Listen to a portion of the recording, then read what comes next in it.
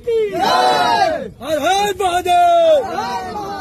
Sir हम बताना चाहते हैं आपको कि आपसे मिलने के लिए जो बगल में आए हैं डीजे शिवम टांडा, हमारे अम्बेडकर नगर के नंबर 1 किंग है। जी कौन से भाई? डीजे शिवम टांडा जो कि अम्बेडकर नगर के नंबर 1 डीजे है अयोध्या कॉम्पिटिशन। भैया है शिवम जी सर, डीजे शिवम टांडा ये है जो कि वो शंकर भगवान की ये है हमारे बताना अयोध्या से आए हुए भैया जो कि अयोध्या पे राज करते हैं। इनका भी सेटअप बहुत खतरनाक लगता है और ये है इसीलिए आपसे मिलने के लिए खास करके हमारे उत्तर प्रदेश का शान है। जी का स्वागत।